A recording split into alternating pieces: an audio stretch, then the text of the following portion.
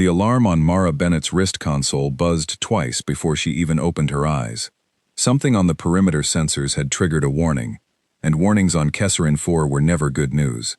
She sat up in her bunk, pulled on her boots, and grabbed her scanner without bothering to check the time. Outposts on the edge of Coalition space did not wait for cadets to wake up properly. Kesserin 4 was the kind of place nobody wanted to be sent. It sat at the very edge of mapped space, a cold, rocky world with thin forests and a sky the color of rust. The outpost itself was small, just a landing pad, a command dome, and a ring of sensor towers meant to catch anything moving through the surrounding hills. Mara had been here for 6 weeks, and in that time she had learned exactly one thing about the place. Nothing ever happened. Until now. She stepped out of the barracks into the gray morning light and found Officer Grace Whitfield already waiting by the command dome, arms crossed, staring at a data pad. "Movement on Sensor 12, Grace said without looking up. "Something crossed the tree line an hour ago." Could be nothing. Could be a rockhound.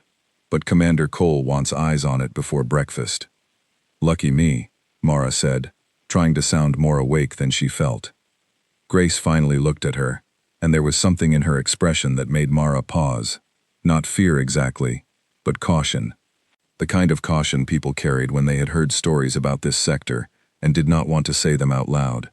"Just be careful," Grace said. "This close to the border, you don't take chances."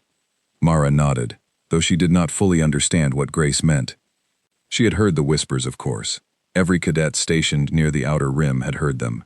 Somewhere beyond the edge of Coalition space lived a species so feared that entire trade routes bent around their territory rather than cross it. The Threxil. Nobody Mara had met had actually seen one. Most people she talked to did not even want to say the name out loud, as if speaking it might draw attention from somewhere far away.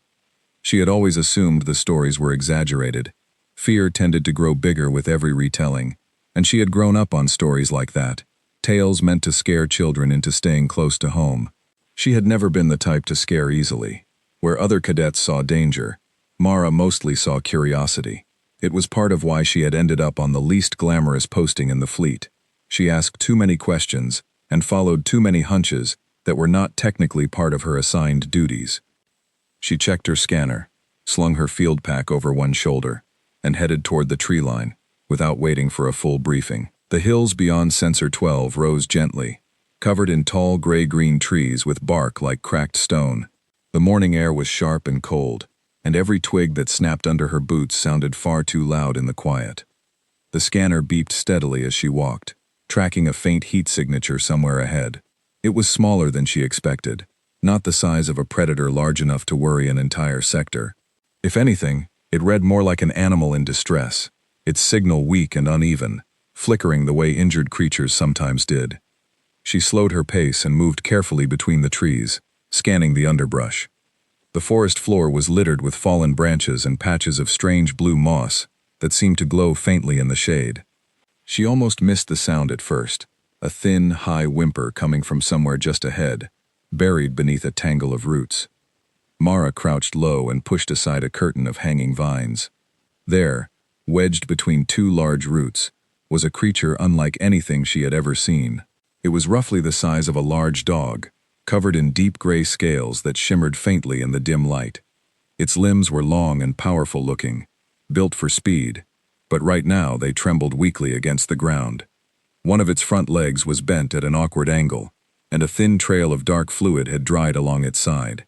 Its eyes, large and golden, blinked up at her with something that looked unmistakably like fear. Mara's heart clenched. She had grown up on a farm, where injured animals were a regular part of life. Foxes caught in fences, birds that had flown into windows, once even a wolf pup separated from its pack during a storm.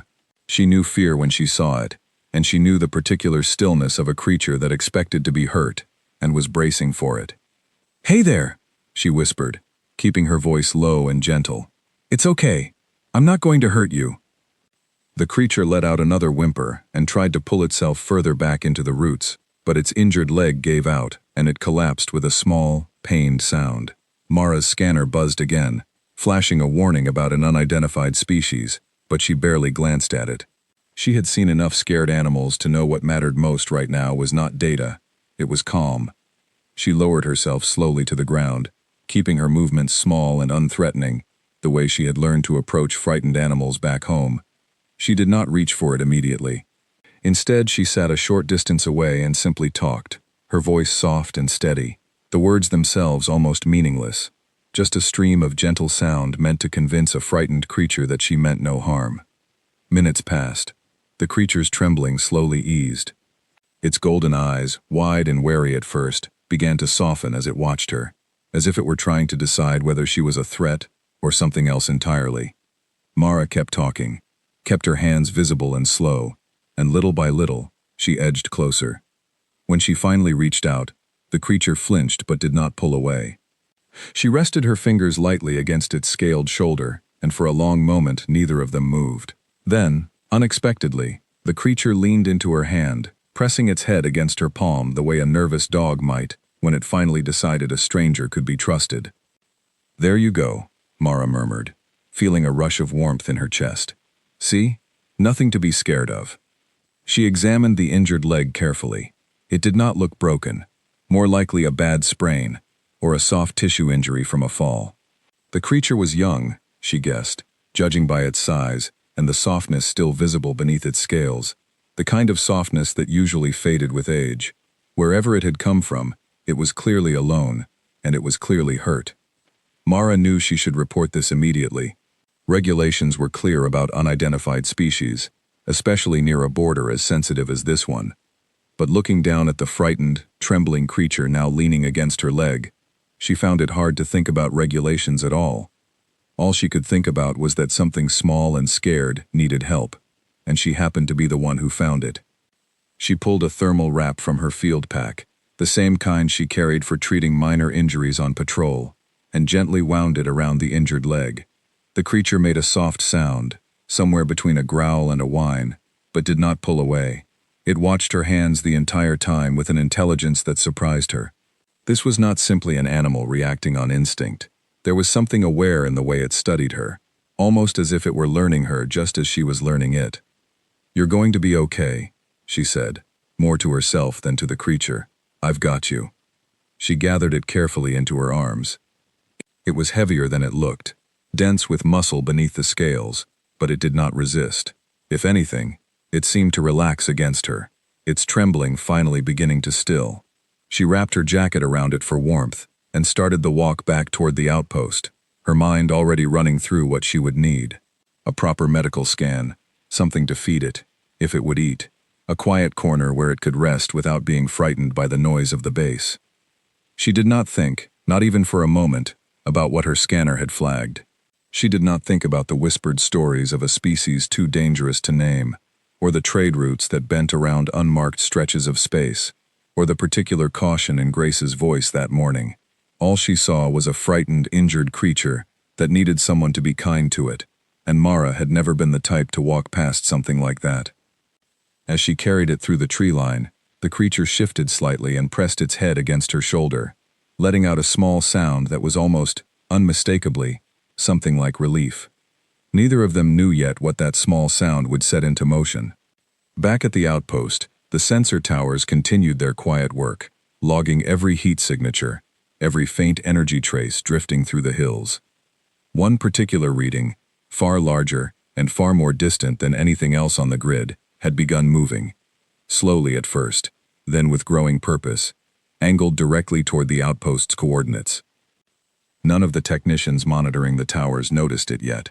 They were still reviewing the earlier alert from Sensor 12, the one that had sent Mara out into the trees that morning, and had not yet widened their search far enough to catch what was now approaching from beyond the border. Mara reached the edge of the outpost just as the sun climbed fully over the hills, casting long shadows across the landing pad.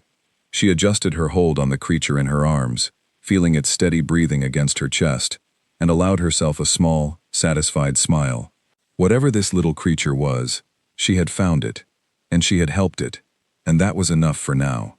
She had no idea that somewhere far beyond the tree line, something enormous had just noticed its cub was missing, and had begun the long, unstoppable journey to find it. Grace was waiting by the command dome when Mara came into view, and the moment she saw what Mara was carrying, the color drained from her face. Her datapad slipped from her fingers and clattered against the ground. Forgotten. Mara.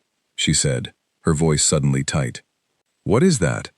Mara looked down at the creature nestled in her arms, its golden eyes now half closed in something close to peaceful sleep, and then back up at Grace with a puzzled smile.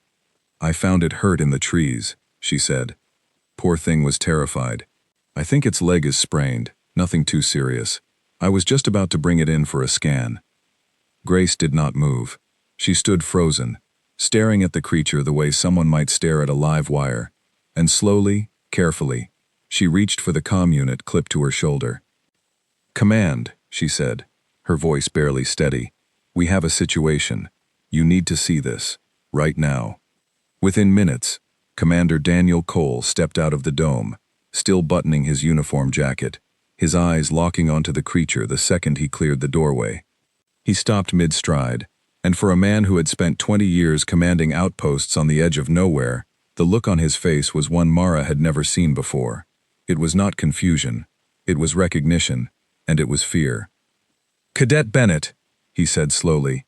Put that down. Slowly. Right now. Mara blinked, tightening her hold on the creature instinctively. It stirred against her chest, sensing the sudden tension around it, and let out a soft, uncertain sound. Sir, it's hurt, she said. I found it in the trees near Sensor 12. I was just bringing it in for treatment. That is not an animal you treat, Cole said, his voice low and controlled in the way people used when they were trying very hard not to panic. Do you have any idea what you're holding? No, sir. That's why I brought it in. I thought maybe the science team could identify it. Cole exchanged a look with Grace, and something passed between them that Mara could not quite read. He took a slow breath, the kind a man takes when he is trying to steady himself before saying something difficult. That, he said, pointing carefully, without getting any closer, is a Threxil cub. The name landed in the quiet morning air like a stone dropped into still water. Mara had heard it before, of course, whispered in barracks late at night, mentioned in cautionary briefings about the Outer Rim, but she had never connected the word to anything real. It had always felt more like a story told to keep new cadets in line than an actual, breathing creature. The Threxil, she repeated slowly. As in, the Threxil. As in the single most dangerous species anyone in this sector has ever encountered, Cole said. As in a species so feared that coalition fleets reroute entire supply lines, rather than risk crossing their territory. As in a species whose adults have been known to level outposts, twice the size of this one, when they believe their young are threatened. Mara looked down at the creature in her arms. It blinked its golden eyes up at her, utterly unbothered by the conversation happening around it, and pressed its head gently against her wrist. This little thing, she said. That little thing, Cole said, has a parent somewhere out there. And if Threxil biology works anything like our intelligence reports suggest, that parent already knows its cub is missing. Grace's voice, when she spoke, was tight with barely contained alarm. Sir, if a Threxil adult believes its offspring has been taken, it will not stop until it finds it. There is no diplomatic channel for that. There is no negotiation. There is only the search, and whatever happens when the search ends. Mara felt the first flicker of unease work its way into her chest, though it was strange, because the creature in her arms did not feel dangerous at all. It felt small and warm and trusting, its breathing calm now that the sprained leg had been wrapped, its golden eyes drifting closed as if it felt perfectly safe exactly where it was. So what do we do? She asked. Cole rubbed a hand across his face, clearly running through a dozen protocols in his mind, none of which seemed to fit a situation nobody had ever trained for. We contact Coalition Command immediately. We need guidance, and we need it fast. In the meantime, that creature needs to be secured somewhere stable. And Cadet, I need you to understand that you cannot simply walk around this base carrying it like a household pet. With respect, sir, Mara said. It's injured and terrified. If I put it down somewhere alone, it's just going to be more scared. Cole opened his mouth to argue, then seemed to reconsider, glancing again at the calm, sleepy creature nestled against her. Whatever he had expected a Threxil cub to look like, this evidently was not it. Fine, he said finally. Bring it to the med bay. Keep it calm. But Cadet, from this moment forward, Every move you make with that creature is going to be logged, monitored, and reported up the chain. This is no longer a rescue. This is a crisis." Mara nodded, though privately she still could not quite make the danger match what she was holding. She carried the cub carefully into the medbay, where the base's small medical team gathered at a cautious distance, scanning it with wide eyes and careful instruments. The readings came back exactly as Cole had feared. Threxil biology. Confirmed. Age estimated at a few months old, roughly equivalent to a very young child in terms of development. The sprain in its leg was consistent with a fall, likely from higher ground, suggesting the cub had wandered from its parent and become lost, injured, and separated in unfamiliar territory. While the med team worked, Cole disappeared into the command dome to send an emergency transmission to Coalition headquarters. Word did not stay contained for long. Outposts along the border operated on a shared communication network, and within an hour, 3 neighboring stations had picked up fragments of the emergency broadcast. By the time the sun reached its highest point over Kesserin 4, the news had already begun spreading far beyond anyone's ability to control it. A trade convoy passing through a nearby system picked up the transmission and immediately altered course, captains ordering their crews to burn extra fuel, rerouting away from the sector entirely. A diplomatic vessel stationed 2 systems over received the alert and began quietly evacuating non-essential personnel, citing vague reasons about maintenance to avoid causing wider panic. None of it stayed quiet for long. Fear, once it started moving, was almost impossible to slow down. Inside the medbay, none of that mattered yet to Mara. She sat on a low stool beside the examination table, watching the cub sleep peacefully under the soft warmth of a heat lamp, its bandaged leg propped carefully on a folded cloth. Every so often it twitched in its sleep, small sounds escaping it, and each time Mara reached out instinctively to rest a steadying hand against its side until it settled again. "You really aren't scared of it, are you?" said Dr. Priya Anand, the outpost's chief medical officer, watching Mara from across the room. "Should I be?" Mara asked. Priya considered the question seriously. "By every report we have, yes, Threxil are apex predators. Their strength, their speed, their instincts, none of it is anything like what we're used to dealing with. But looking at this little one, I understand what you mean. It doesn't feel like a monster." "It's a baby," Mara said simply. "Babies get scared. They don't know how to ask for help, so they just cry, or they hide, or they lash out, because they don't know what else to do. I don't think it's dangerous. I think it's just alone." Priya did not have a response to that, at least not one that fit neatly into any coalition briefing she had ever read. By late afternoon, Cole returned from the command dome looking older than he had that morning. He gathered the senior staff, Mara included, in the small conference room attached to the dome, and laid out what little information Coalition Command had managed to provide. "They've confirmed our worst fears," he said. Long-range sensors picked up a Threxil adult crossing into monitored space roughly 3 hours ago. Based on speed and trajectory, it is heading directly for this system. Current estimates put its arrival within 2 to 3 days. The room fell silent. 2 to 3 days did not feel like much time at all. "What does Coalition Command want us to do?" Grace asked.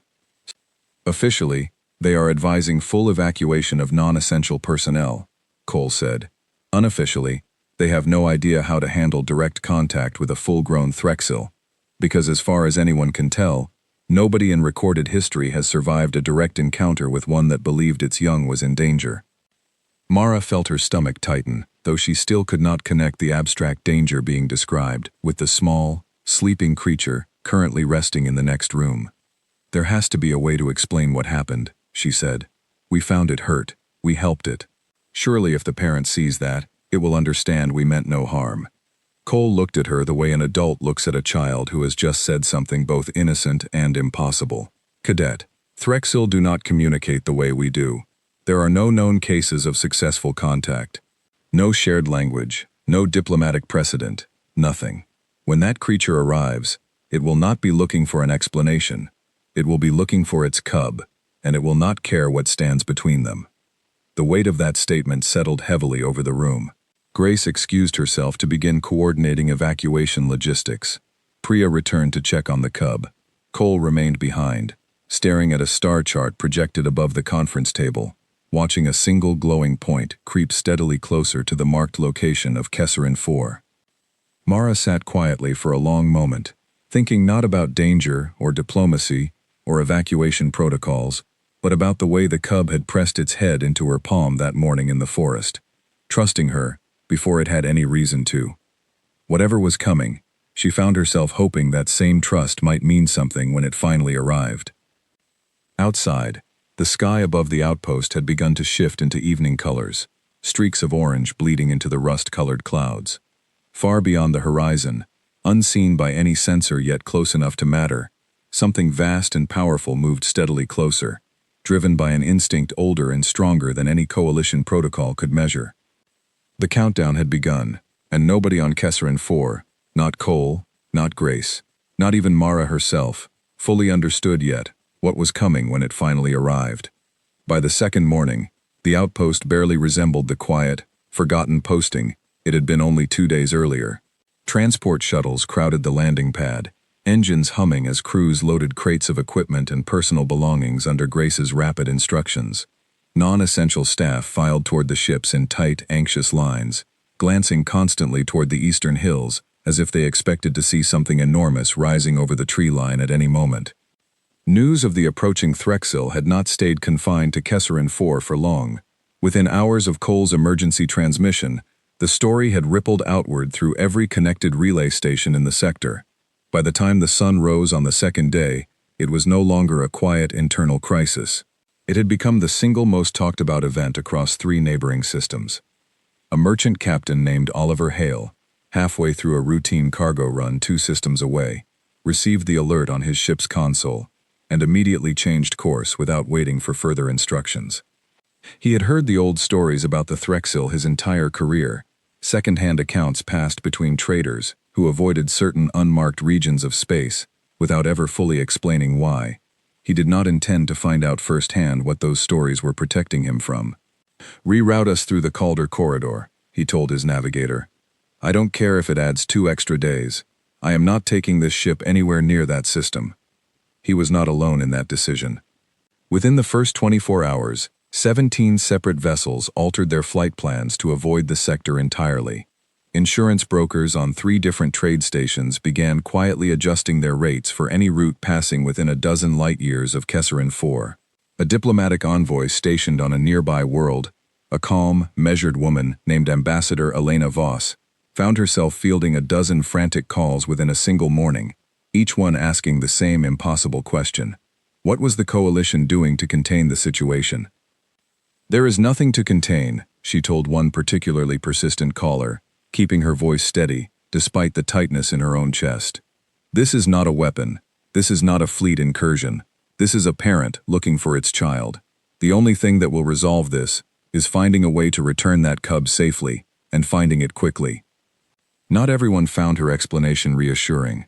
Fear rarely responded well to logic, and by midday, several nearby stations had begun their own precautionary evacuations, citing the Threxil incident, even though none of them sat anywhere near the actual danger zone. Rumors spread faster than facts ever could. Some said the cub had been captured intentionally as bait. Others claimed the Threxil adult had already destroyed 2 outposts on its way toward Kesserin 4, though no such reports existed anywhere in the official record. By the time the truth reached the far edges of the sector, it barely resembled what had actually happened at all.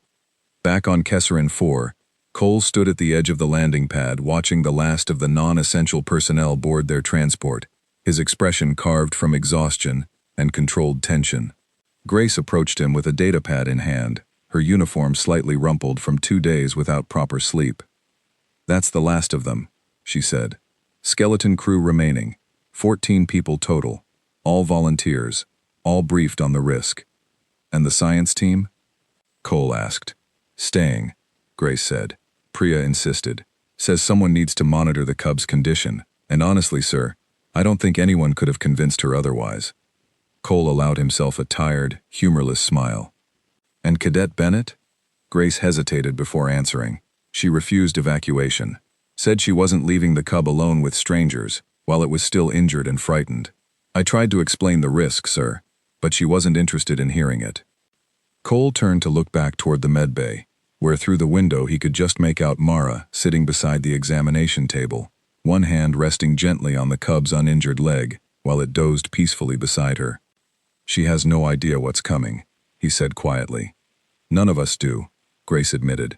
"Nobody has ever survived long enough to describe it in detail." Inside the medbay, Mara remained largely unaware of the growing chaos, rippling outward across the sector.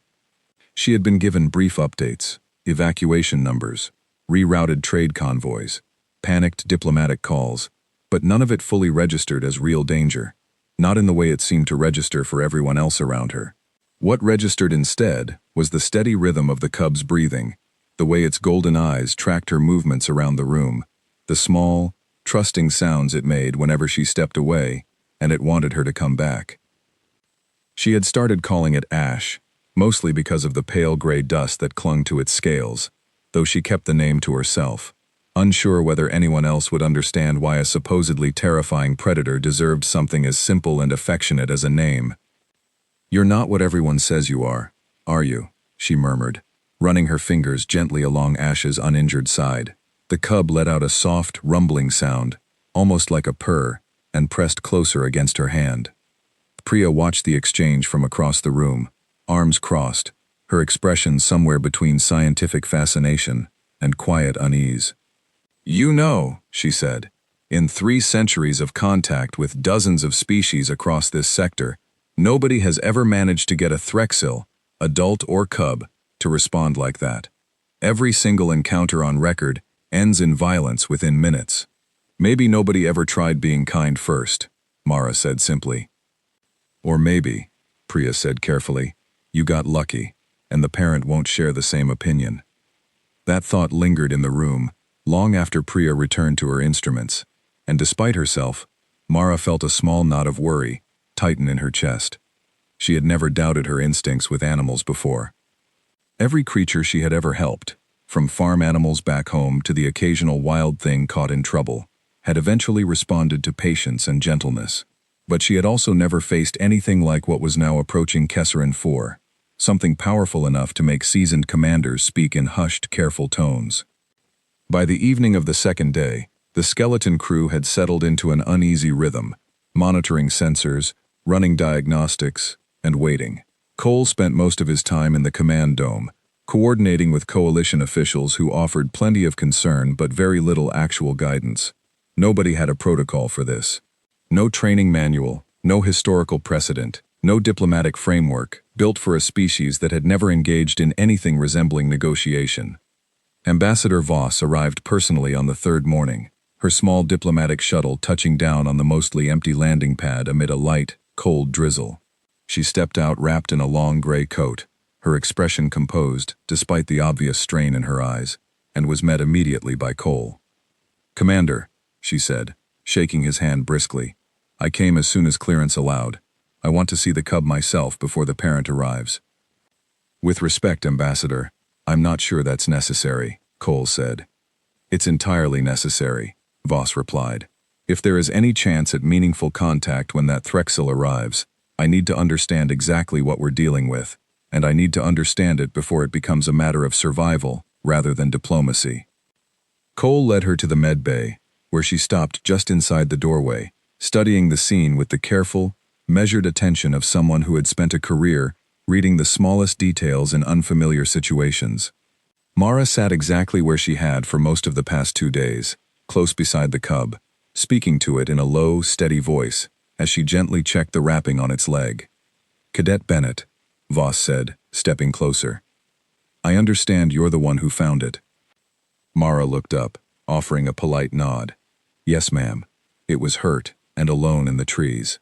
I couldn't just leave it there." "No," Voss said slowly, studying the way the cub leaned into Mara's touch without hesitation. "I don't suppose you could have."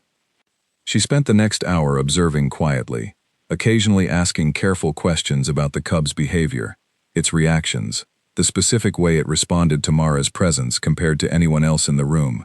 By the time she left the med bay, her expression had shifted from cautious concern to something more thoughtful, though she kept her conclusions to herself for the moment.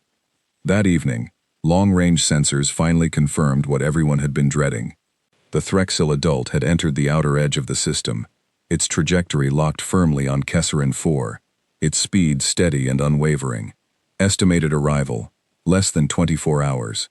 The skeleton crew gathered in the command dome as Cole relayed the update, his voice carefully controlled despite the tension visible in every line of his posture.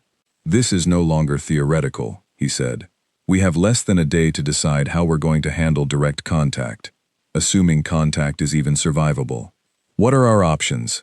asked one of the remaining technicians, a nervous young man named Felix Turner, who had volunteered to stay behind, mostly out of loyalty to his research team. "Limited," Cole admitted. "We could attempt to return the cub to open ground and withdraw entirely, hoping the parent locates it without incident. We could attempt some form of direct communication, though we have no established method for that. Or we do nothing, hold position, and hope for the best, which frankly is not a plan at all." Voss stepped forward, her calm presence settling the room slightly. "There may be a fourth option," she said. "One nobody has considered, because nobody has ever had reason to." "Which is?" Cole asked. "We let the one person that creature already trusts be the one who returns it," Voss said. "Not from a distance. Not through withdrawal and hope. Directly, and with intention." The room fell into stunned silence. Cole shook his head immediately. "Ambassador, with respect, that's not diplomacy. That's a death sentence. We have no evidence the parent will show any restraint whatsoever, regardless of who is holding its cub. We also have no evidence it won't," Voss said quietly. "And right now, cautious hope is the only tool we have left." Every eye in the room turned toward Mara, who sat quietly near the back, absorbing the weight of what was being proposed. She thought of Ash asleep in the next room, trusting and small, and she thought of the enormous, unknown creature now hours away, driven by nothing but fear and instinct to find what had been taken from it. "I'll do it," she said simply. Cole opened his mouth to argue, then closed it again, recognizing the same quiet determination in her voice that had carried her past 2 days without a single moment of hesitation. "Then we prepare," he said finally. "Because by this time tomorrow, we find out whether kindness means anything to a creature the entire galaxy has only ever known through fear." Outside, the wind picked up across the empty hills of Kesserin 4, rustling through the tall gray trees where, just 3 days earlier, a frightened, injured cub had waited alone in the underbrush for someone, anyone, to notice it needed help. Now the entire sector held its breath, waiting to see what would happen when its enormous, terrifying parent finally arrived to bring it home. The final hours passed slower than any Mara had ever experienced. She spent most of the night in the medbay, sitting beside Ash, listening to the soft, steady rhythm of its breathing, while the rest of the outpost prepared for what everyone assumed might be the last calm morning any of them would see for a long time. Cole had ordered every remaining piece of equipment powered down to minimal levels, hoping to avoid anything that might read as a threat to an approaching predator already primed for confrontation. Grace coordinated a final check of the emergency shuttle stationed near the landing pad, ready for immediate evacuation the moment things went wrong. Priya remained close to the medbay, monitoring Ash's vital signs one last time, though her attention kept drifting toward Mara, who sat calm and steady, despite the enormity of what she had agreed to do. "You don't have to do this alone," Priya said quietly, breaking the silence that had settled over the room in the early hours before dawn. "I know," Mara said, "but I think it needs to be me. Ash trusts me. If there's any chance this works, it starts with that." Priya studied her for a long moment, then nodded slowly, understanding that no argument would change her mind. By sunrise, long-range sensors confirmed what everyone had been dreading through the sleepless night. The Threxil adult had entered the upper atmosphere, its massive form descending steadily toward the outpost's coordinates. Every remaining piece of equipment on Kesserin 4 registered the same overwhelming reading, a presence so large and so powerful that the sensors themselves seemed to strain under the weight of measuring it accurately. Cole gathered the skeleton crew one final time, his voice steady despite the tension radiating through the room. "This is it," he said. "Everyone not directly involved in the contact protocol moves to the shuttle immediately. Ambassador Voss and I will maintain a safe observation distance. Cadet Bennett, you understand what's being asked of you." "I do," Mara said. Then let's not waste any more time, Cole said, though the slight tremor in his voice betrayed the calm he was working hard to maintain. Mara walked back into the medbay one last time, where Ash lay curled beneath the heat lamp, its injured leg fully healed after 3 days of careful treatment. It lifted its head the moment she entered, golden eyes brightening with recognition, and let out a soft, welcoming sound that had become familiar to her over the past several days. "Come on, little one," she said gently, scooping it carefully into her arms. "Time to go home." Ash pressed its head against her shoulder, utterly at ease, completely unaware of the enormity of what was about to happen. Mara held it close as she walked out of the medbay, through the quiet, empty corridors of the outpost, and out onto the open ground beyond the landing pad, where the wide gray hills stretched toward the horizon beneath a pale morning sky. She had barely reached the open field when the first tremor rolled through the ground beneath her feet, distant but unmistakable, growing steadily stronger with each passing second. In the distance, the tree line at the edge of the hills began to shudder, branches snapping and falling as something vast moved through the forest with terrible, unstoppable purpose. Behind her, safely tucked inside the reinforced observation post, Cole watched through a long-range viewer, his knuckles white against the console edge. Beside him, Ambassador Voss stood perfectly still, her expression unreadable, while Grace monitored the shuttle's readiness, with one hand hovering over the emergency launch controls. "There," Grace said quietly, pointing toward the tree line. The Threxil emerged from the forest in a way that defied every description Mara had ever heard. It was enormous, easily 3 times the height of an adult human, its body covered in dark, armored scales that shifted between deep gray and near black, depending on the angle of the morning light.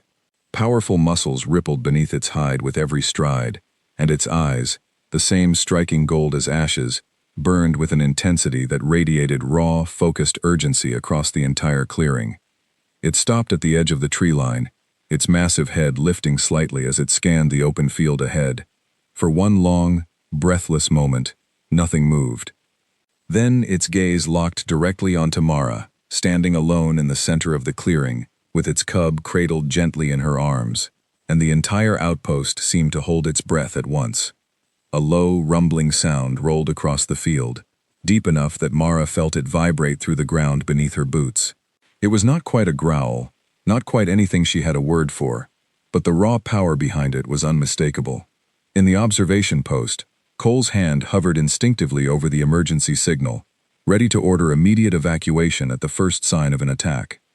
Mara felt fear rise in her chest, sharp and immediate, the kind of fear that came from every instinct her body possessed, screaming at her to run. But she thought of the frightened, injured creature she had found 3 days earlier, trembling in the underbrush, and she thought of the way it had leaned into her hand the moment it decided to trust her. She held her ground. "It's okay," she called out, her voice carrying steady and clear across the open field, though her heart pounded violently against her ribs. "I'm not here to hurt him.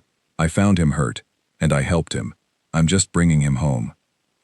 The Threxil took a single, thunderous step forward, then another, closing the distance with terrifying speed despite its massive size. In the observation post, Grace's hand tightened over the launch controls, and Cole opened his mouth to give the order to abort, to pull Mara out immediately before it was too late. But before either of them could act, Ash stirred in Mara's arms, lifting its head toward the approaching adult, and let out a bright, clear sound of pure, unmistakable joy.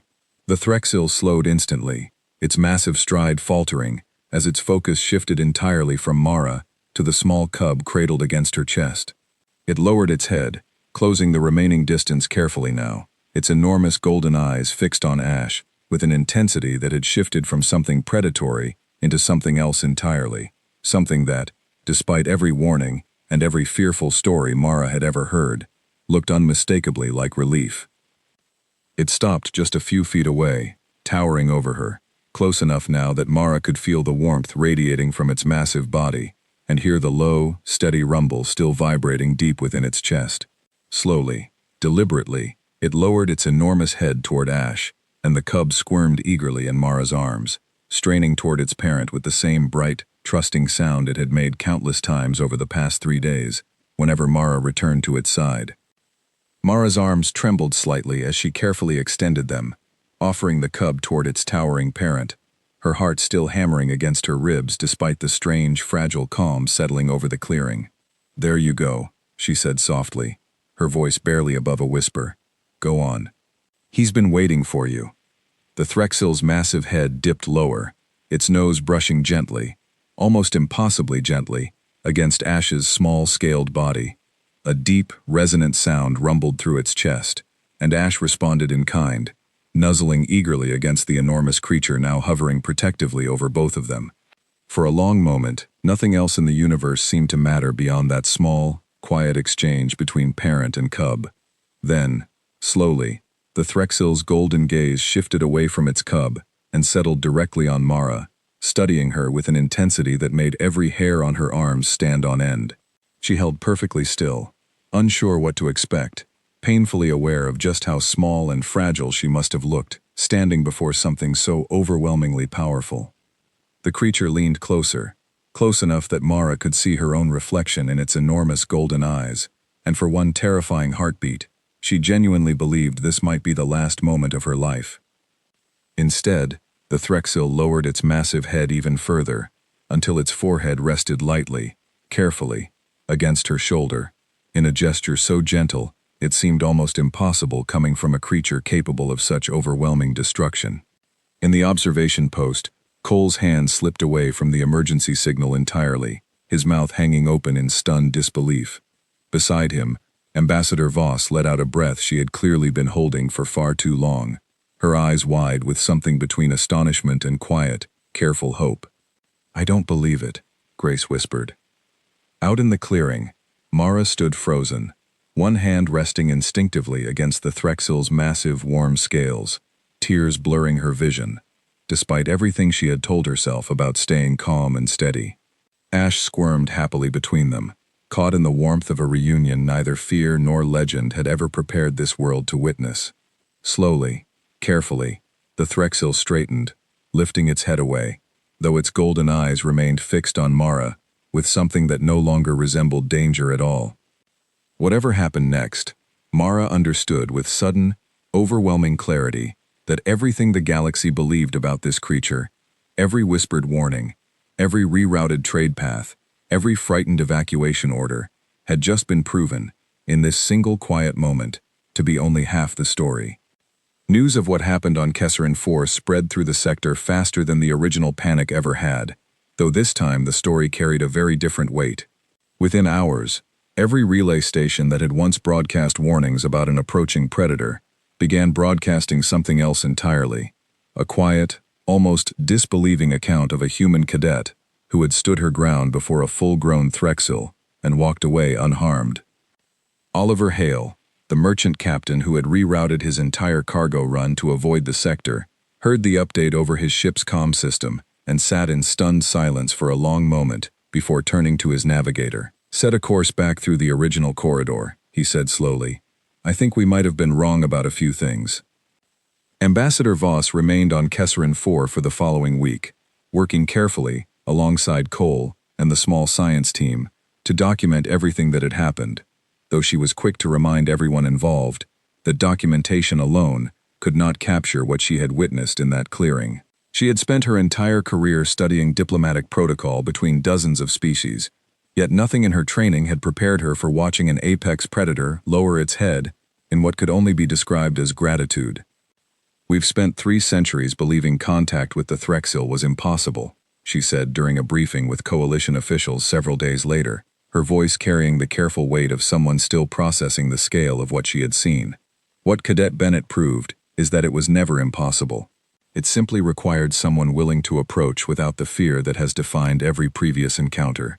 The Threxil itself did not leave immediately.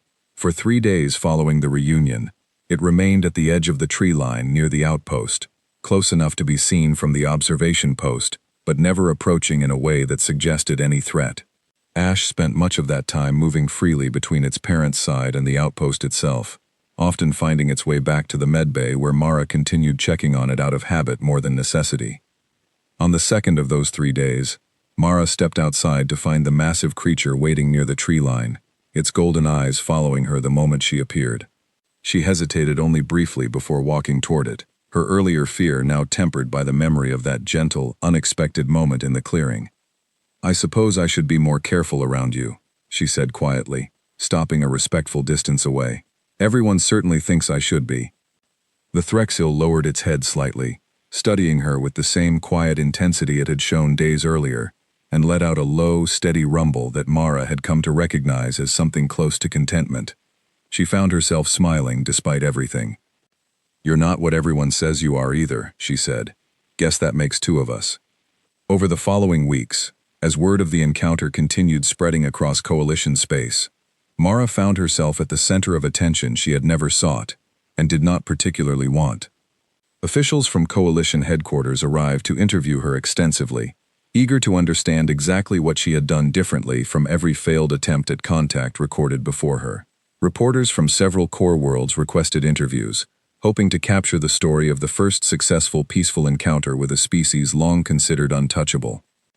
Mara answered every question as honestly and simply as she could, though she found the constant attention uncomfortable in a way she had not anticipated. "I didn't do anything special," she told one particularly persistent interviewer during a call from the outpost. "I found something hurt and scared, and I helped it." That's not diplomacy. That's just what you do when something needs help. Coalition officials, however, saw far greater implications in what had happened. Within a month, formal discussions began regarding the establishment of an entirely new diplomatic framework, built specifically around the lessons learned from Kesserin IV. Ambassador Voss led the initiative personally, insisting that any future attempt at contact with the Threxil, or any other species previously considered too dangerous to approach, needed to begin from a foundation of patience and genuine care, rather than fear and caution alone. "Fear taught us to avoid an entire species for 3 centuries, she argued before the Coalition Council. "Kindness taught us more in 3 days than fear ever could in 300 years. Not everyone found the transition easy. Old habits, especially ones built on generations of inherited fear, did not disappear overnight. Trade routes that had bent around Threxil territory for centuries remained cautious even after the news spread, and it would take considerably longer before ships felt comfortable traveling anywhere near the border without a careful escort. But slowly, steadily, the narrative began to shift, carried largely by the simple, undeniable image of a quiet, unassuming cadet standing calmly before a creature the entire galaxy had once believed impossible to approach. As for Mara, she remained stationed on Kesserin IV far longer than her original assignment had called for, in part because Coalition Command recognized the unique value of her continued presence near the border, and in part because she found herself genuinely reluctant to leave. Ash, now growing rapidly under its parents' watchful care, continued visiting the outpost regularly, often bounding across the clearing the moment it spotted Mara stepping outside. Cole, who had spent those first frightening days convinced the entire outpost might not survive the encounter, eventually admitted to Grace one quiet evening months later that watching Mara approach the Threxil that morning remained the single most remarkable thing he had witnessed in his entire career. "I keep thinking about what would have happened if she'd hesitated," he said. "If she'd shown even a moment of the fear the rest of us felt." "But she didn't," Grace replied. "And maybe that's the whole point. Maybe fear was never protecting us from the Threxil at all. Maybe it was just protecting us from the discomfort of trying something different." Cole considered that for a long moment, watching through the window as Mara sat in the evening light near the edge of the clearing. Ash curled contentedly beside her, while its enormous parent rested nearby, no longer a distant, terrifying legend, but simply a quiet, watchful presence that had become, against every expectation, a familiar part of life on Kesserin IV. Word of the encounter eventually reached every corner of Coalition space, reshaping not only the sector's understanding of the Threxil, but the broader galactic assumption that some fears were simply too old and too deeply rooted to ever be questioned. Ambassador Voss often referenced the story in her ongoing diplomatic work, using it as proof that even the most impossible divides could sometimes be crossed by nothing more complicated than genuine, patient kindness. Mara herself never fully understood why she had become the center of such a significant shift in galactic history. To her, the truth remained exactly as simple as it had been that first morning in the forest, when she found a frightened, injured creature curled beneath the roots of an ancient tree and could not bring herself to walk away. She had not set out to change anything. She had only wanted to help something that was scared and alone. Years later, long after the initial astonishment had faded into accepted history, travelers passing through the sector would sometimes hear the story told in quiet corners of trade stations and outposts along the border. A story about the outpost where fear finally gave way to trust, and about the quiet cadet who once looked upon the most feared creature in the galaxy and saw, above everything else, simply something that needed a little kindness. And on Kesserin 4, on quiet evenings when the sky turned the color of rust and gold, Mara could still be found near the edge of the clearing, watching as Ash, now grown far beyond the small trembling creature she had once carried through the trees, returned again and again to the place where an unlikely friendship had first begun.